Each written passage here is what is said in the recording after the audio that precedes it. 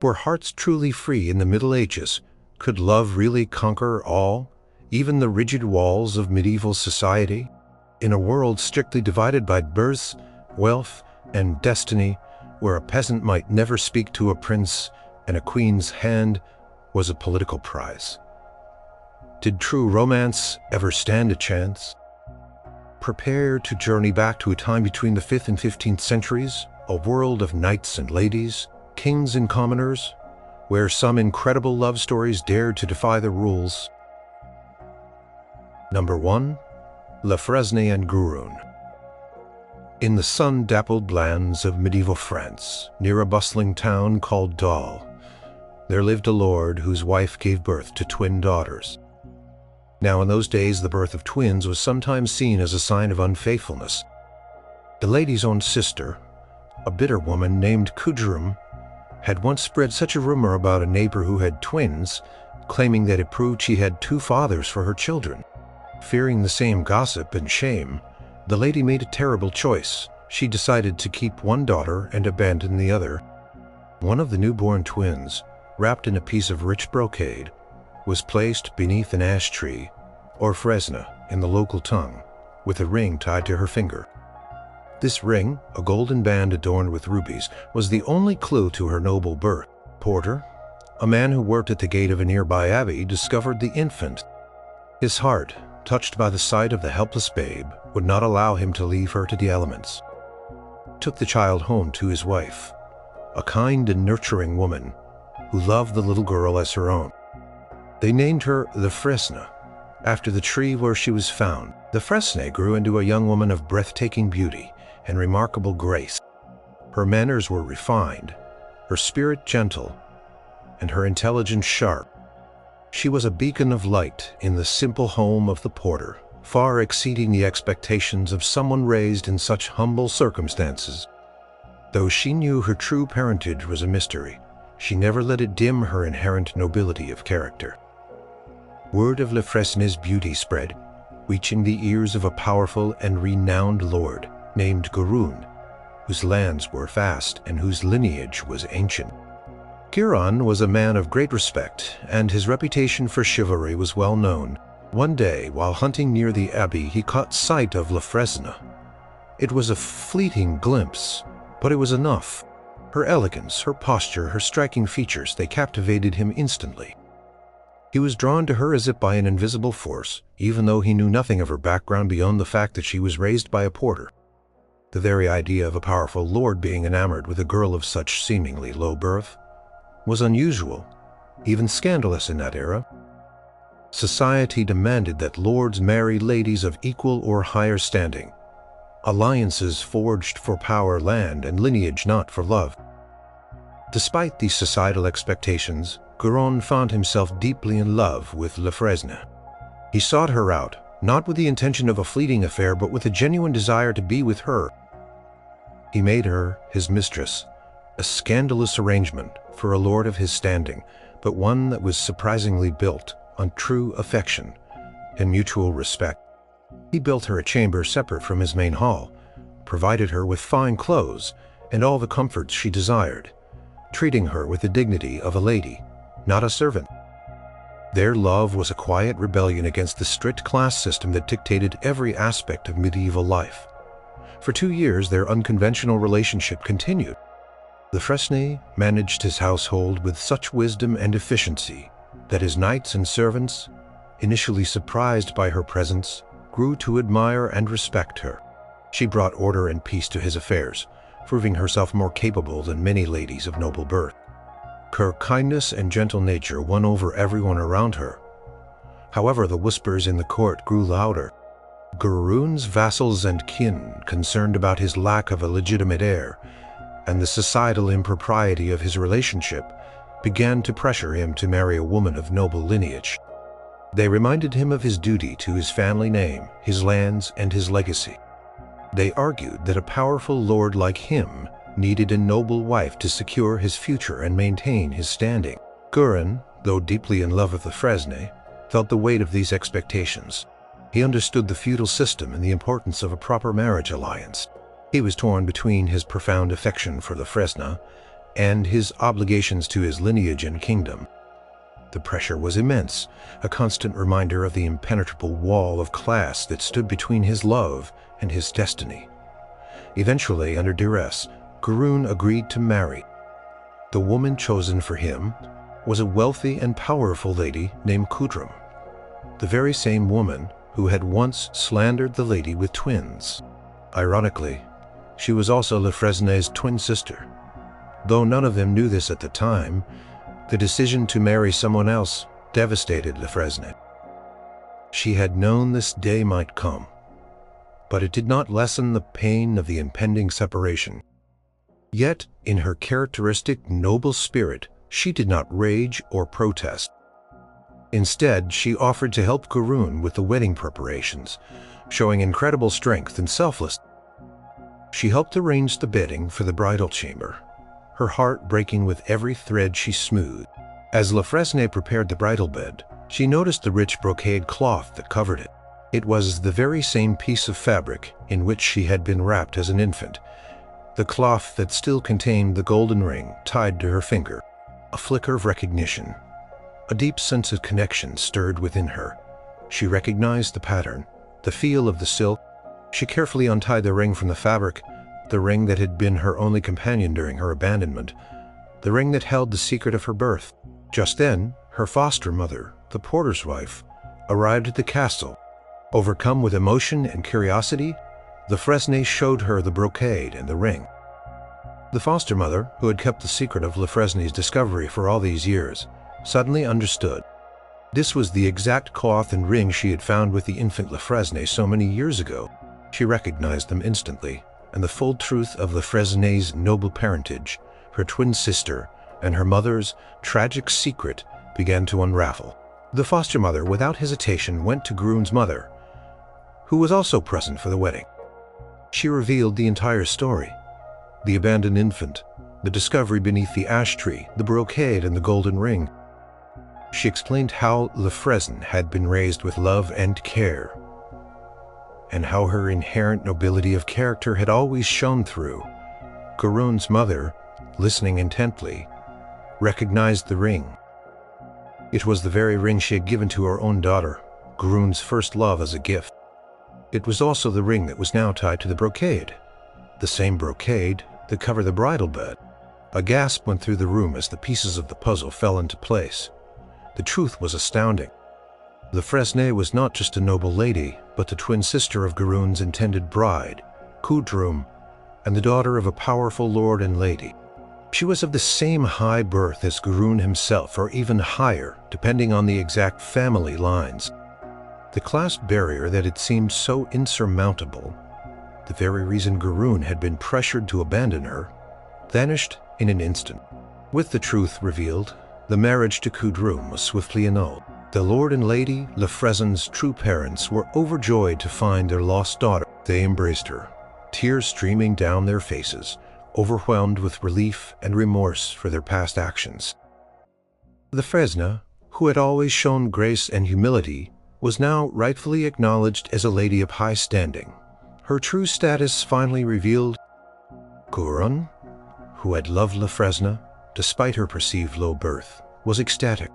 The obstacle of class that had seemed destined to tear them apart had been completely removed. He was now free to marry the woman he truly loved, a woman who was not only noble but also his soulmate. The wedding feast, originally planned for Gurun and Coudroum, became a celebration for Gurun and Fresne. Their marriage was a joyous occasion, celebrated with great pomp and ceremony. Fresne, once a hidden orphan raised by a porter, became a respected lady, mistress of Gurun's vast estates.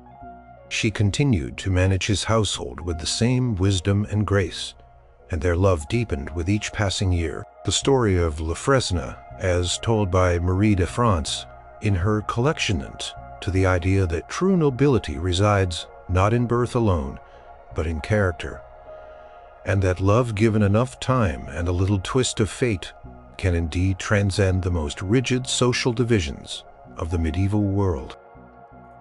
Number 2. Aucassin and Nicolette. In the sun-drenched lands of Provence, France lived a young man named Aucassin. He was the son of Count Gurun of Beaucaire, a lord of great power and influence. Aucassin was everything a medieval nobleman should be: handsome, chivalrous, and skilled in arms. But Aucassin had a secret, a profound love that defied all the rigid rules of his world. He was madly in love with Nicolette. Nicolette was no noble lady of high birth, no princess from a neighboring kingdom. She was a Saracen captured in war and bought as a slave by the Viscount of Beaucaire. Though she was a slave, Nicolette possessed a beauty that was said to surpass all others in the land.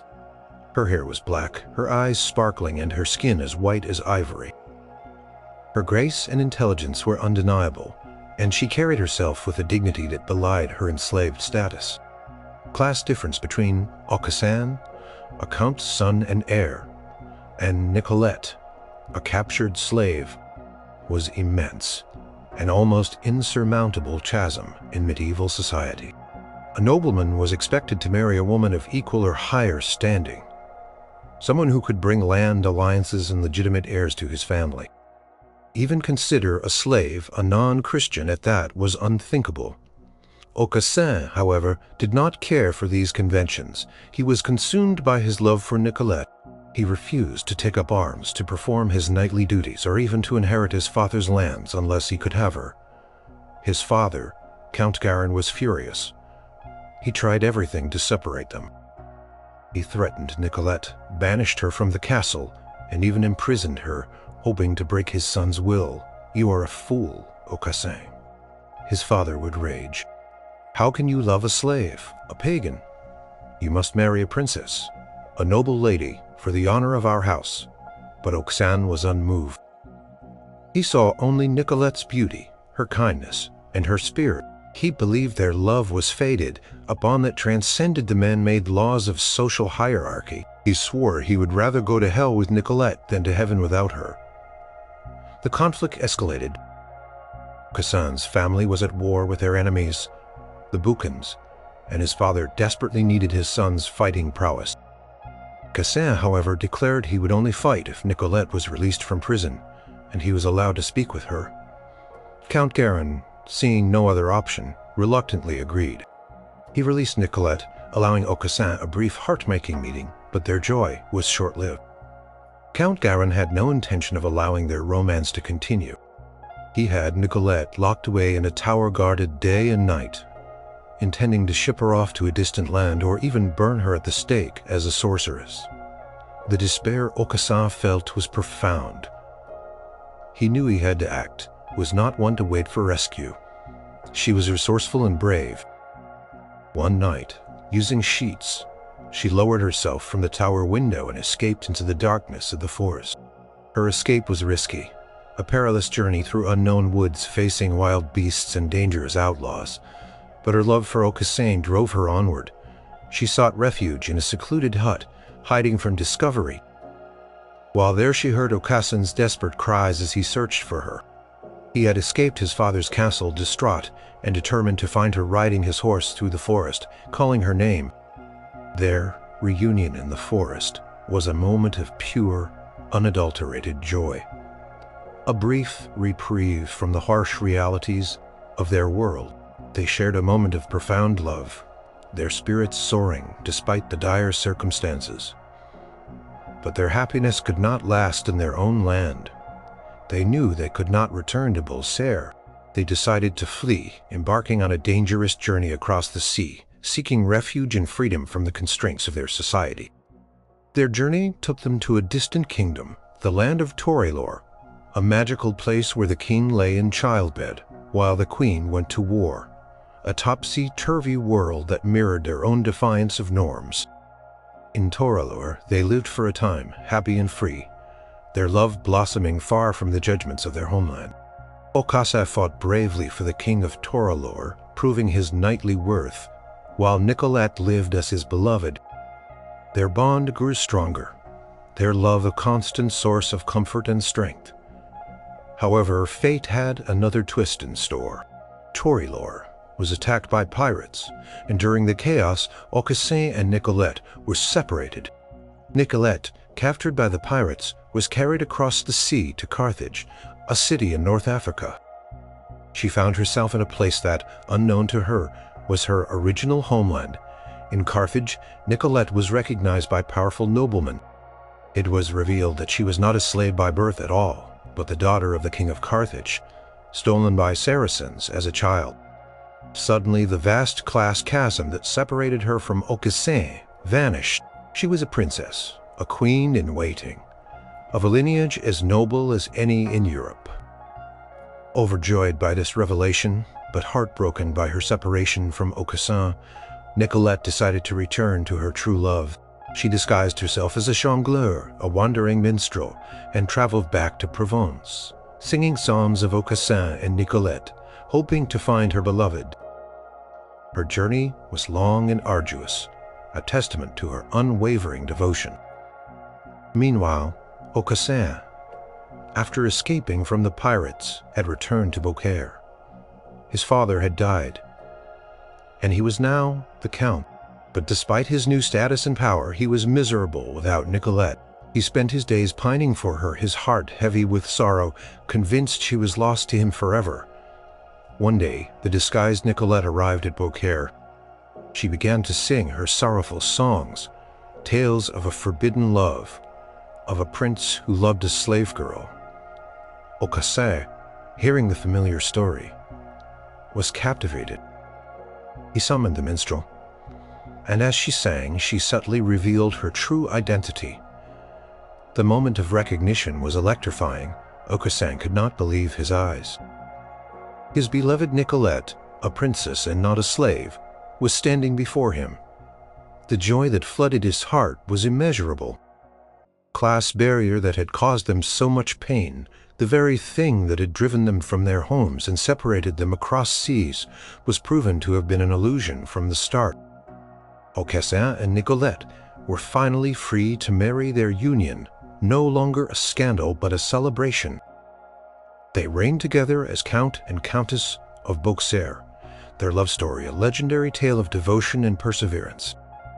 Their romance, though filled with trials and separations, ultimately blossomed because their true, noble identities, particularly Nicolette's, were revealed. This story from the anonymous old French chante fable Aucassin and Nicolette teaches that true love can find its way even when the world conspires against it, through the most rigid class distinctions, sometimes with a little help from a hidden royal lineage.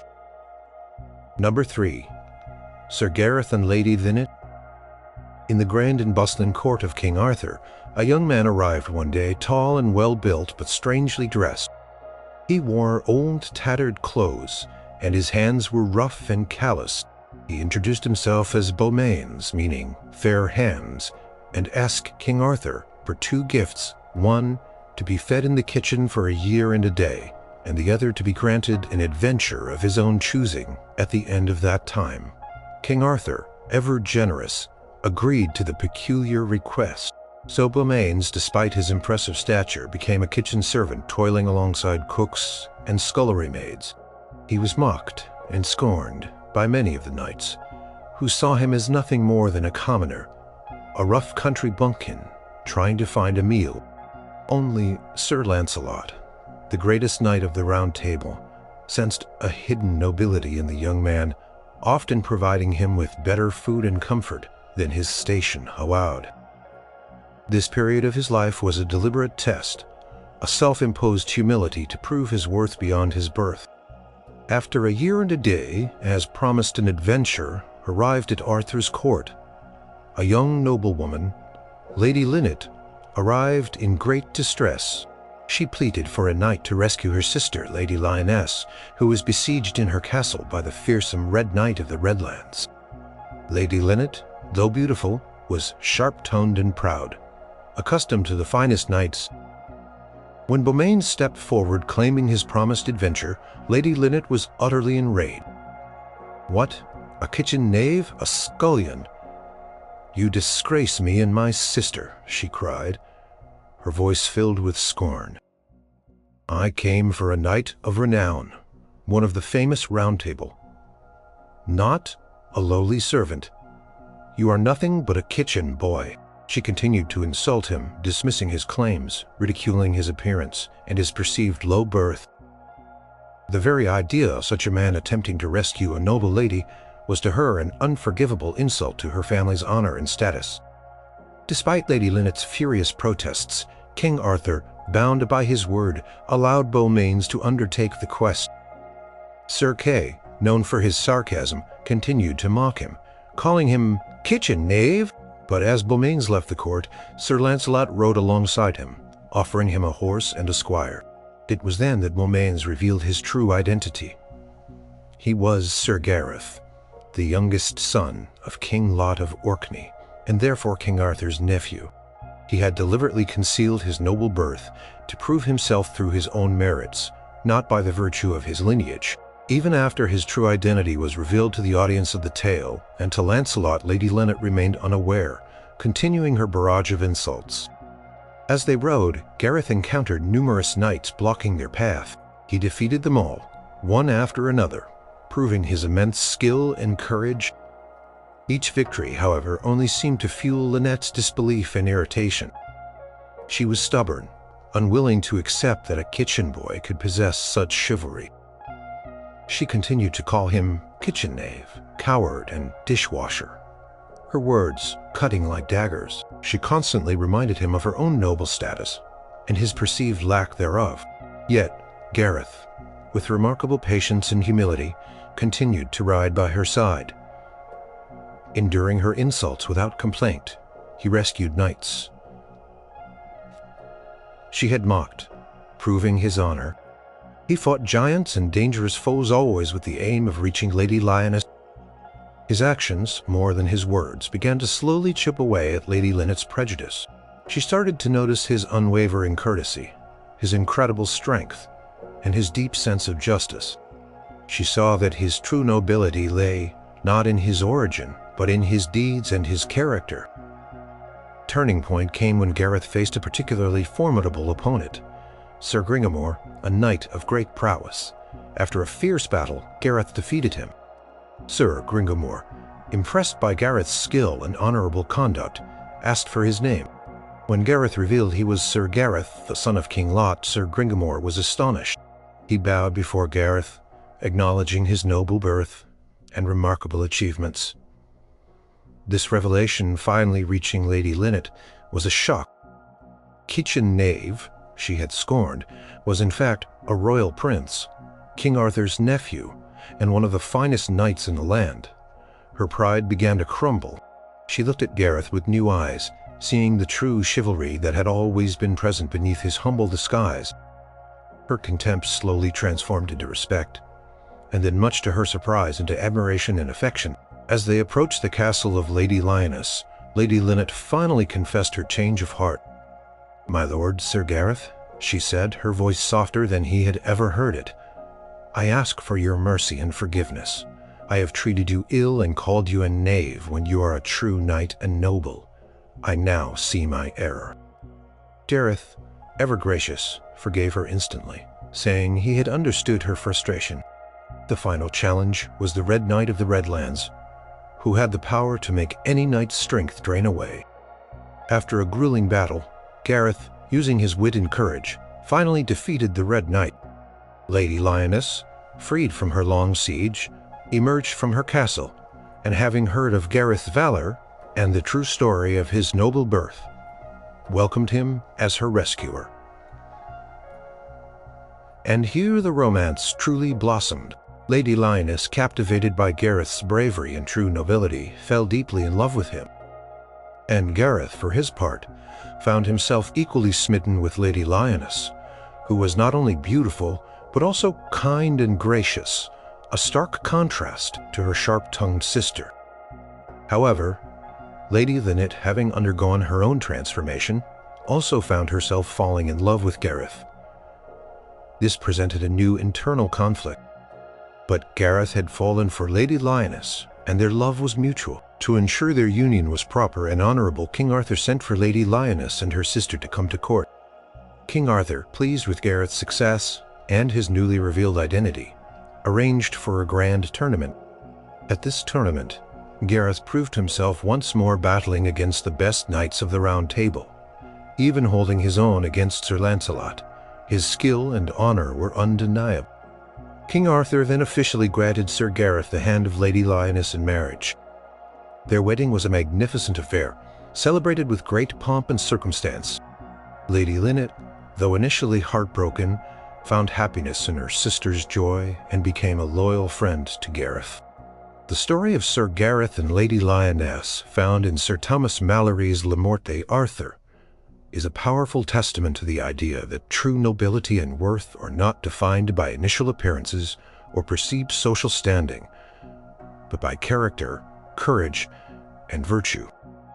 Their love blossomed, proving that even a kitchen knave can win the heart of a high-born lady through sheer merit and unwavering chivalry, especially when his true, equally noble identity is eventually revealed. Number 4. Griselda and the Marquis Gualtieri. In the mountainous region of Saluzzo, Italy, there lived a powerful and wealthy nobleman, the Marquis Gualtieri. He was a man of great influence, respected by his people, but he had one major eccentricity. He refused to marry. His subjects, concerned about the succession of his noble line and the stability of their region, pleaded with him repeatedly to take a wife and secure an heir. Gualtieri, eventually yielding to their pleas, made a shocking declaration. He would marry, but he would choose his own bride, and she would be from the humblest of backgrounds. His choice fell upon Griselda, a poor peasant girl who lived in a small village near his castle. She was a shepherdess, dressed in rough clothes, tending her father's flock. The class difference between the Marquis, a ruler of lands and people, and Griselda, a lowly peasant, was immense, almost unimaginable, in the rigid hierarchy of medieval Italy. A marriage between them was unheard of, a direct challenge to the social order. Yet Gualtieri, driven by a desire to demonstrate absolute obedience and loyalty, chose her. Griselda, though poor, was known for her extraordinary virtue, humility, and beauty. She was diligent in her work, kind to her family, and possessed a quiet strength of character. One day, as Gualtieri rode past her humble cottage, he saw her. He had already decided she would be his bride. He stopped, called her father, and asked for Griselda's hand. Her father was stunned, barely able to comprehend the Marquis's request. Griselda, equally astonished, stood humbly before them. Gualtieri then addressed her directly, asking if she would accept him as her husband and promise to always obey him, never questioning his will, no matter what he asked of her. Griselda, with a simple, earnest heart, agreed to all his conditions. The wedding was swift and unconventional. Griselda was stripped of her peasant clothes, bathed and dressed in rich garments befitting a marquis. Jewels were placed upon her, and she was brought to the castle. People, initially bewildered by their lord's choice, were soon won over by Griselda's gentle demeanor and innate grace. She quickly adapted to her new role, managing the household with wisdom and efficiency, showing dignity and poise that impressed everyone, from the lowliest servant to the highest noble. She became a beloved figure, known for her kindness, her fairness, and her unwavering devotion to her husband. Her character shone brighter than any noble lineage could have provided. Within a year, Griselda gave birth to a daughter, a beautiful child. The Marquis, however, decided to put Griselda's absolute obedience to the ultimate test. He sent a servant to her, claiming that his people were murmuring, dissatisfied with her humble birth, and that their daughter, being half peasant, was not a suitable heir. He ordered the servant to take the child away, implying she would be killed. Griselda, heartbroken but remembering her vow of absolute obedience, surrendered her child without a single tear or word of protest. She watched as her daughter was taken away, her heart silently breaking. This was an immense act of love for her husband and for her vow, a love that transcended natural maternal instinct in its devotion to him. Some years later, Griselda bore a son. An heir for the marquisate again, Gualtieri subjected her to the same cruel test. He claimed his people were still unhappy, demanding a fully noble heir, and ordered the son to be taken away as well, implying the same grim fate as his sister. Again, Griselda, with the same stoic obedience, gave up her son, her face devoid of complaint, though her soul was surely in agony. People, unaware of the Marquis's true intentions, were horrified by his actions. They whispered that he was a cruel tyrant, that Griselda was a saint to endure such suffering. Yet, Griselda never wavered in her love or her submission to her husband, believing that his will was just, even as she could not understand it. Years passed, and Griselda had suffered unimaginable pain, all for the sake of her vow and her love for Gualtieri. One day, Gualtieri decided to put her to the final, most devastating test. He announced to her that he intended to divorce her, claiming he had received permission from the Pope, and that he was taking a new, noble bride who was more suitable for his rank. He ordered her to return to her father's humble cottage, to wear her old peasant clothes, and to bring nothing with her but the shift she wore. Griselda again obeyed without question. She shed her rich garments, donned her peasant attire, and walked humbly out of the castle she had called home for so many years. The people wept as they watched her go, bewildered by the Marquis's cruelty. It was a complete reversal of fortune, a forced return to the class from which she had come, all for the sake of a love that was now being rejected. However, Gualtieri had one last request for her. He asked her to return to the castle as a servant and prepare the banquet for his new bride. Instructing the castle staff on how to serve the noble guests, Griselda, once the lady of the castle, returned to serve as a humble maid, her love and obedience reaching new heights of devotion. She meticulously arranged the feast, her heart surely bleeding, but her composure unwavering. When the new bride arrived, accompanied by her young brother Griselda, was asked to comment on her beauty.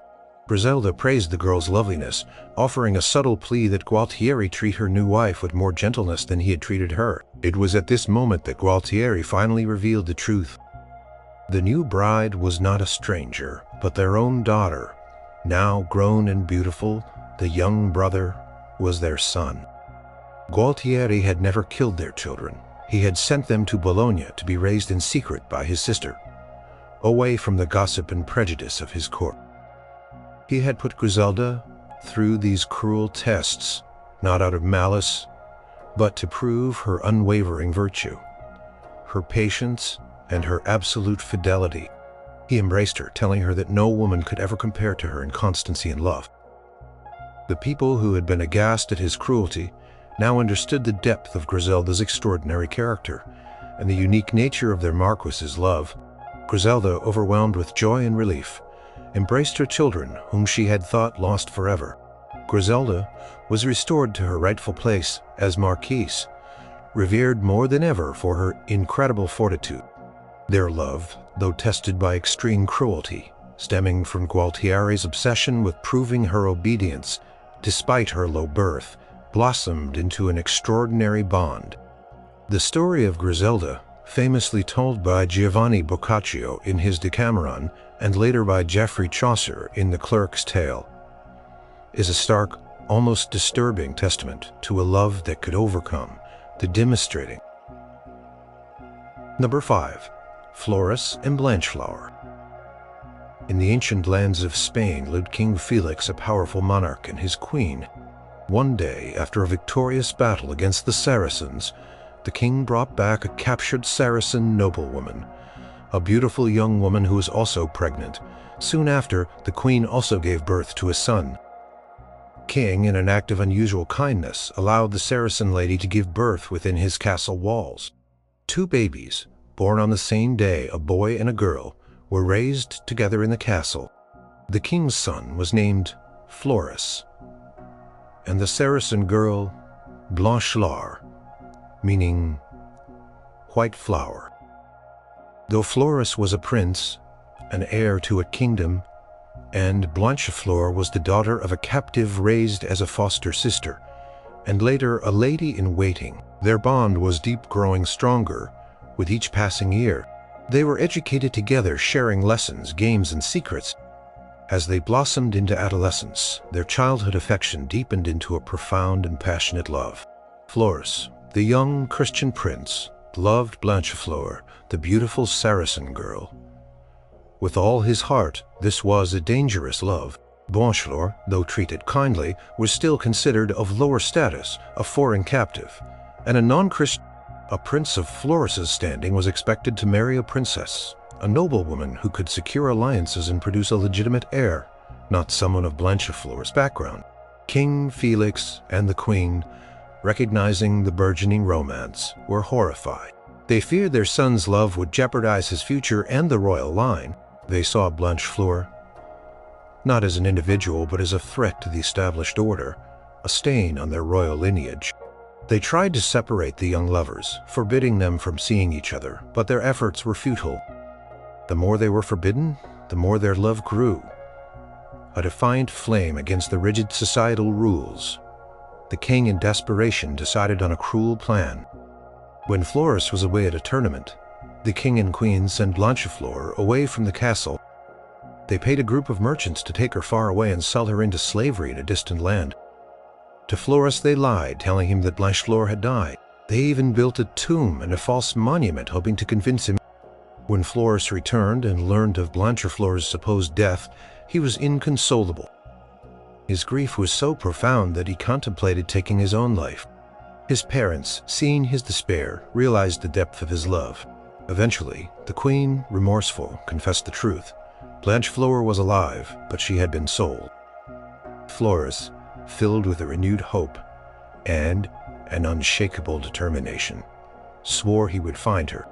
Confronted his parents, demanding to know where she had gone. Armed with what little information they could provide, he embarked on a perilous quest.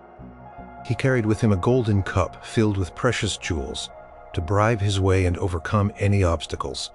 His journey was long and arduous. He traveled across lands inquiring about Blanchefleur, following every lead no matter his noble status, wealth, and determination opened many doors, but his heart remained fixed on finding his beloved. He learned that Blanchefleur had been sold to the Sultan of Babylon, a powerful ruler who collected the most beautiful maidens from around the world for his magnificent Tower of Maidens. The Tower of Maidens was heavily guarded, a fortress where no man was allowed entry. Floris knew he could not simply ride in and demand Blanchefleur. He had to be cunning. He befriended the gatekeeper of the Sultan's garden, bribing him with his jewels. He discovered that the Sultan's chamberlain, a powerful and trusted eunuch, was the only person who could grant access to the tower. Using his remaining jewels and his persuasive charm, Floris managed to bribe the chamberlain. He explained his desperate love for one of the maidens within the tower, pleading for just one night to see her. The chamberlain, moved by Floris's passion, or perhaps by the sheer wealth of the bribe, agreed to hide Floris in a basket of flowers that was regularly delivered to the maidens. Once inside the tower, Floris had to find Blanchefleur among the hundreds of beautiful women. Each maiden lived in her own chamber within the tower, a luxurious prison. He listened for whispers, for signs until he found her. Their reunion was ecstatic, a moment of pure relief and joy after their long separation. They embraced their love, affirmed by the trials they had endured. They spent a blissful time together, hidden from the Sultan and his guards, their love blossoming in the heart of the enemy's palace. They knew, however, that their secret could not last forever. Eventually, their presence was discovered. The Sultan, enraged by this blatant defiance of his authority and the violation of his sacred tower, ordered their immediate execution. Floris and Blanchefleur, facing death, held hands, their love shining brightly even in the shadow of the executioner's sword. They were ready to die together rather than be separated. Their unwavering devotion and the sheer beauty of their love story, however, moved some of the Sultan's advisors. They pleaded for their lives, arguing that such a love was rare and beautiful, and that to execute them would be a great sin. The Sultan, perhaps touched by their courage or persuaded by his advisors' arguments, finally relented. He was so moved by their profound bond that he not only spared their lives but also recognized Blanchefleur's innate nobility.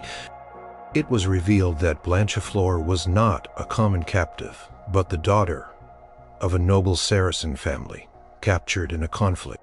This revelation, though not making her a princess in the same way, Floris was a prince, elevated her status significantly in the eyes of the Saracen court. The Sultan, acknowledging their pure love, allowed them to return to Floris's kingdom. They rode back to Spain, their hearts filled with gratitude and joy. When they arrived, Floris's parents, King Felix and the Queen, were overjoyed to see their son alive and to witness the depth of his love for Blanchefleur. King, having learned a hard lesson about the power of love, finally accepted Blanchefleur, no longer seeing her as a threat to his lineage or a symbol of lower class. Floris and Blanchefleur were finally married, their wedding a grand celebration. When King Felix eventually passed away, Floris ascended to the throne, and Blanchefleur became his queen, ruling by his side with grace and wisdom. Their love story, chronicled in the medieval romance Floris and Blanchefleur, became a powerful testament to the idea that love, true and unwavering, can bridge the deepest class divides and overcome. Number 6. Tristan and Isolde. In the wild, beautiful lands of Cornwall lived Tristan, a brave and skilled knight, nephew to King Mark. Across the sea, in the green fields of Ireland, resided Isolde, a princess of extraordinary beauty and wisdom, daughter of the Irish king. Their story is one of a love so powerful it transcended not only class and duty, but also the very concept of free will. Bound by fate and a potent magic, Tristan, already renowned for his bravery, had defeated the fearsome Irish knight Morholt in battle securing peace for Cornwall. But he had been wounded by a poisoned blade, a wound that only Isolde, a master of healing arts, could cure. Disguised as a minstrel, Tristan traveled to Ireland, seeking her aid. She recognized his skill and his noble spirit, and a deep unspoken connection began to form between them. Later, King Mark of Cornwall, seeking a wife, heard tales of Isolde's beauty. He sent Tristan to Ireland to ask for her hand in marriage on his behalf. It was a perilous journey filled with danger, but Tristan, bound by loyalty to his uncle, undertook the quest. He won Isolde for his king, securing a vital peace treaty between Cornwall and Ireland. The stage was set for an arranged marriage, a common practice in medieval royalty, where class and political alliances dictated unions. Isolde, a princess, was destined to be a queen, and Tristan, though a high-ranking knight and the king's nephew, was still her future subject, a vassal in the intricate feudal hierarchy. On the journey back to Cornwall, a fateful accident occurred. Isolde's mother had prepared a love potion intended for Isolde and King Mark, to ensure their lasting affection and the stability of the union. However, through a mix-up, Tristan and Isolde accidentally drank the potion together. The moment the elixir passed their lips, an irresistible consuming love ignited between them. A love that would defy all convention and duty. It was a love born of magic, but its intensity and tragedy were undeniably real. From that moment on, their lives were irrevocably intertwined. They were bound by a love that was illicit, forbidden, and heartbreakingly powerful. Isolde was honor-bound to marry King Mark, to become his queen, and Tristan was bound by loyalty to his uncle. Their love was a direct violation of their sworn duties, a challenge to the entire social and moral order of their world. Despite the insurmountable barrier of their class and their obligations, Tristan and Isolde could not resist their feelings. They engaged in secret meetings, their hearts tormented by guilt and desire. They used clever deceptions to hide their affair from King Mark, constantly fearing exposure and the severe consequences it would bring from execution to exile. Their love blossomed in the shadows, a desperate, passionate flower in a barren land of duty. King Mark, though often suspicious, was repeatedly deceived by Tristan and Isolde's ingenious stratagems, and by the intervention of loyal servants and friends who pitied their plight. He was a kind, if somewhat naive king, often torn between his love for his wife and his nephew, and the whispers of his envious courtiers, who sought to expose the lovers. The court was filled with jealous nobles, particularly a group of conspiring barons who constantly tried to expose Tristan and Isolde. They saw Tristan's closeness to the queen as a threat to their own standing, a challenge to the rigid class structure where a knight, even a royal nephew, should not overshadow the king or share such intimacy with the queen. Their social ambition fueled their relentless pursuit of the truth. Over time, their secret became harder and harder to keep. The accusations against them grew louder, and King Mark, though he loved them both, was forced to act. Several times Tristan was exiled from Cornwall only to return drawn by the irresistible pull of Iseult. He risked his life, his honor, and his standing, again and again to be near her, proving the immense depth of his love, a love that obliterated all concerns of social rank or propriety. Their story is one of constant evasion, heartbreaking separations, and brief stolen moments of joy. Their love was a beautiful, terrible burden, a force that drove them to defy their king, their society, and their own consciences. It highlighted the devastating consequences of placing personal desire above feudal obligation and the established class system. The tragic ending of their tale further emphasizes this. Tristan, gravely wounded by a poisoned spear, could only be cured by Iseult's healing touch. He sent for her with a prearranged signal. If she was coming, the ship would have a white sail, if not a black sail. His jealous wife, Iseult of the White Hands, another Iseult, whom Tristan had married in exile, though his heart remained with the first Iseult, saw the ship approaching. Though it bore a white sail, in a moment of bitter jealousy she told the dying Tristan that the sail was black. Convinced that his beloved Iseult had abandoned him, Tristan died of despair. When Iseult of Ireland finally arrived and found him dead, her heart broke. She lay down beside him and died of grief. Their love, born of magic and defying all social norms, ended in a tragic, fatal embrace. The story of Tristan and Iseult, found in various medieval French, German, and English versions, notably by Thomas of Britain, Berulle, and Gottfried von Strasbourg, is a timeless legend of doomed love.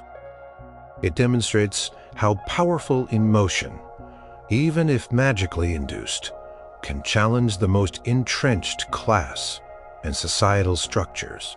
Their love, a knight for a queen, was a constant struggle against the obligations of feudalism and royalty, a testament to a bond so strong it blossomed to spite and ultimately broke against the unyielding walls of medieval class. Number 7. Percival and Blanchefleur. In the untamed wilderness of Wales lived a young man named Percival, raised in isolation by his mother, who sought to shield him from the dangers and sorrows of the knightly world that had claimed her husband, and 2 older sons. He knew nothing of society, of chivalry, or of the strict class distinctions that governed the medieval world. He was a simple, naive country boy whose entire life had been spent in the forest learning only to hunt and survive. One day he encountered a group of knights riding through the woods. Their shining armor, noble bearing, and powerful horses captivated him. He mistook them for angels, never having seen such magnificent figures. He was immediately smitten by the idea of knighthood, seeing it as the most noble pursuit imaginable. Despite his mother's desperate pleas, he left her to seek King Arthur's court and become a knight. Percival's journey to knighthood was one of rapid, almost accidental social ascent. He was initially a clumsy, unmannered youth, a true country bumpkin in the polished world of knights and ladies. His clothes were rough, his speech unrefined, and his knowledge of courtly behavior non-existent.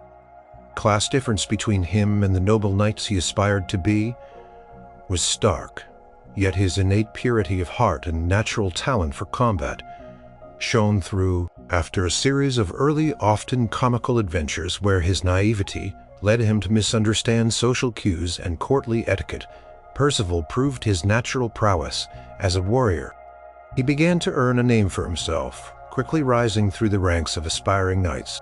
But his journey was not just about combat. It was also about self-discovery and learning the unspoken rules of the knightly class he had so abruptly joined. One of his most significant encounters was with Blanchefleur, the lady of the castle Beaurepaire. Percival, traveling through the lands, came upon her castle, which was besieged and in great distress. Blanchefleur, a beautiful and noble lady, was facing starvation and capture by her enemies. She was a woman of high birth, accustomed to comfort and security, now reduced to desperation. When Percival arrived, he was immediately struck by Blanchefleur's beauty and her profound sorrow. Despite his lack of formal training in courtly love and his still somewhat rough manners, Percival's pure heart recognized her plight. He listened to her tale of woe, how her lands were ravaged and her people starving. The class difference between them, though less pronounced than some other tales, was still significant. She was a lady from a besieged noble house, and he was a newly minted knight, still learning the ropes with little lineage to speak of. Yet he felt a powerful urge to protect her, a noble instinct that transcended his lack of social polish. Percival, without hesitation, pledged himself to her cause. He fought bravely, defeating the besiegers and driving away her enemies. He proved himself to be a knight of immense courage and skill, the true hero Blanchefleur desperately needed.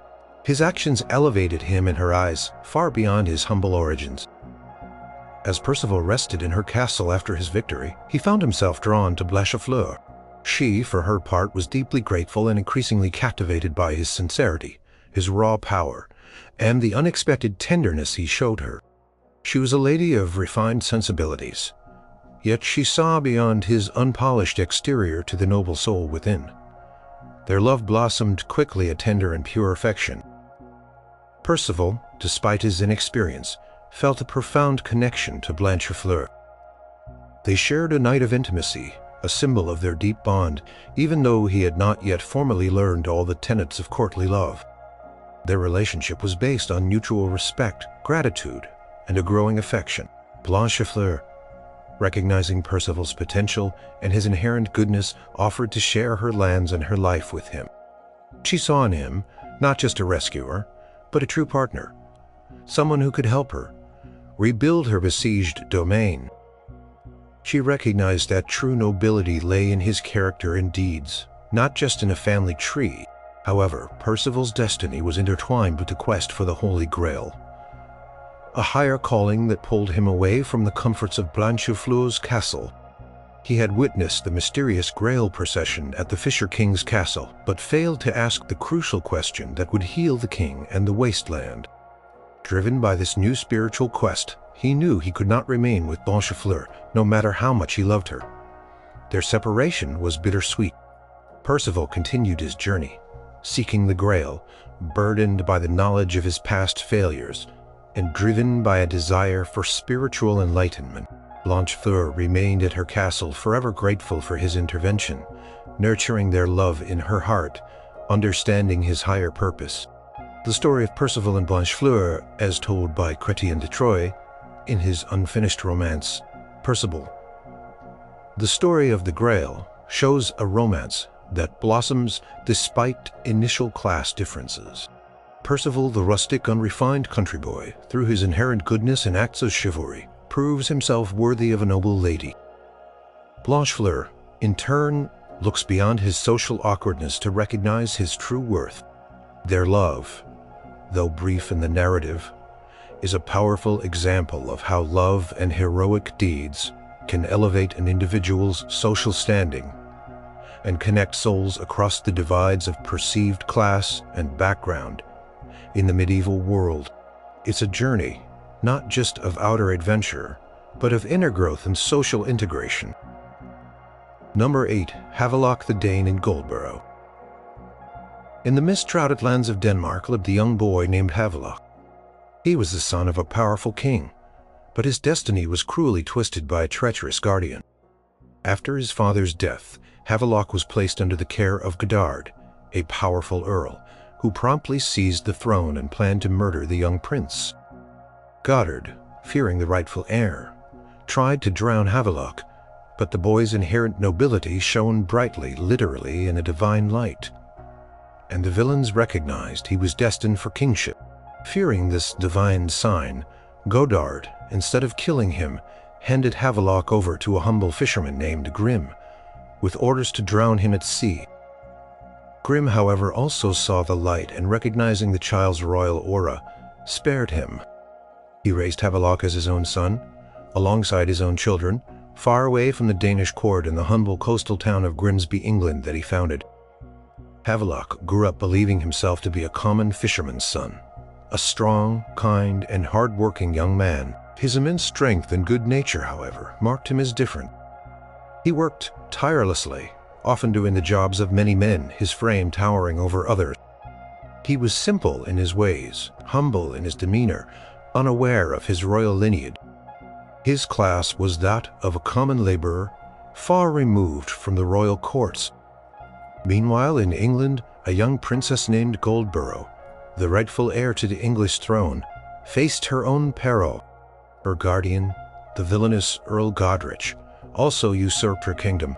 He swore an oath to her dying father that he would marry Goldborough to the strongest and lowliest man he could find, someone who could never challenge his power, effectively neutralizing her claim to the throne and ensuring her descendants would be commoners. His intent was to degrade her royal status, forcing her into a marriage far beneath her.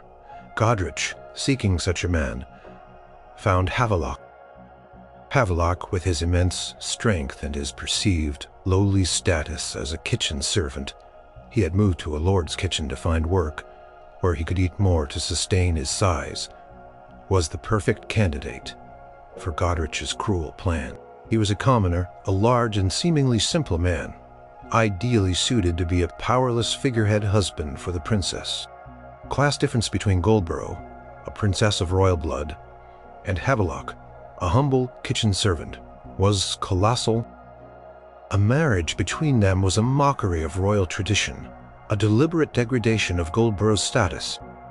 It was intended to be a symbol of her dethronement, a political maneuver to keep her from power, but fate and true nobility had other plans.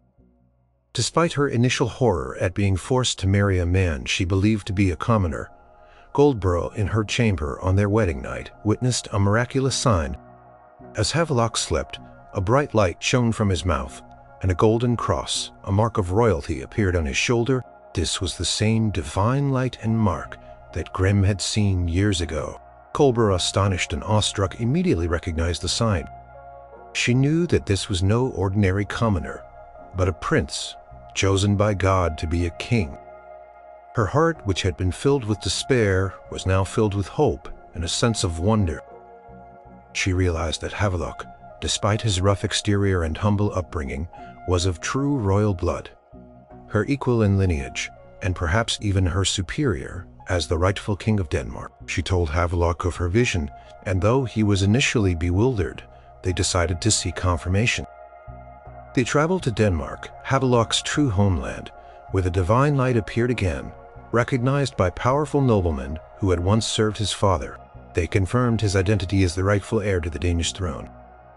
The revelation of his true royal status obliterated the class barrier that had defined his life and his marriage. The Danish people, longing for their true king, rallied behind Havelock. He confronted the treacherous Godard, who had usurped his throne. In a swift and righteous battle, Havelock defeated Godard, reclaiming his rightful place as King of Denmark. With his Danish throne secured, Havelock and Goldborough returned to England. Now, no longer a humble servant but a powerful king, Havelock had the strength and authority to reclaim Goldborough's English inheritance from the villainous Godrich. He defeated Godrich in battle, punishing him for his treachery and restoring Goldborough to her rightful place as Queen of England. Their story, told in the medieval English romance Havelock the Dane, is a fascinating tale of hidden royalty, divine intervention, and the power of true worth.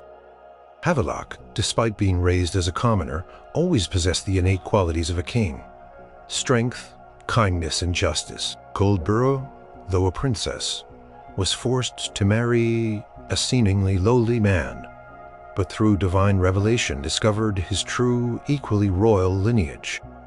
Their love blossomed, not initially out of choice, but out of necessity and a divine bond. Once Havelock's true class was revealed. Their union, initially forced by a tyrant to degrade a princess, became a legitimate and powerful alliance of two rightful monarchs. They reigned together, king and queen of both Denmark and England, their combined kingdoms forming a powerful realm. Their romance stands as a testament to the belief that true nobility is not merely about outward appearance or perceived status, but about inherent worth, and that love can bridge the widest social gaps when fate or hidden identities intervenes. Number 9. Lancelot and Guinevere.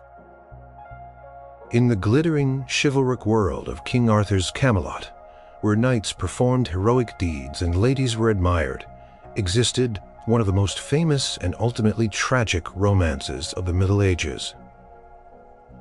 The love between Sir Lancelot and Queen Guinevere. This was a love story that defied the very foundations of medieval society.